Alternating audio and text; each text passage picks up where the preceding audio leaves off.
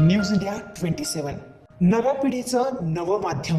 अभोणा कुंडाणे रस्त्यावर mini Hyva पलटी. सुदैवाने मोठी जीवितहानी टळली. शालेय विद्यार्थ्यांचा थोडक्यात बचाव.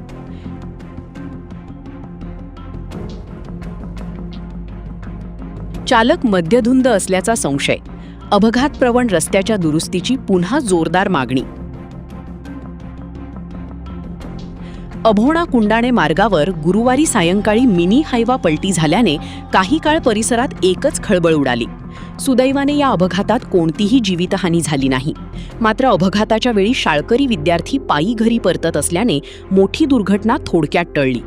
प्राथमिक माहितीनुसार विटांचा माल उतरवून मिनी हायवा वणीकडे परत जात होता.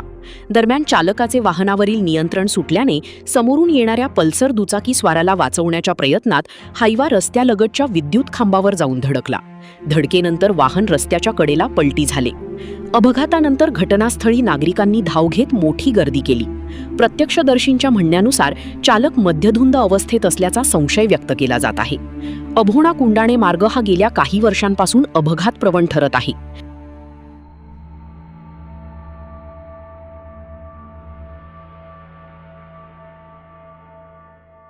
कांदा बाजारासाठी या मार्गावर ट्रॅक्टर, पिकअप आणि इतर अवजड वाहनांची सतत वर्दळ असते. रस्ता अरुंद, अनेक ठिकाणी खड्डेमय असून साईड पट्ट्यांचा अभाव असल्याने पादचारी आणि विशेषतः शाळकरी विद्यार्थ्यांच्या सुरक्षिततेचा प्रश्न ऐरणीवर आला आहे.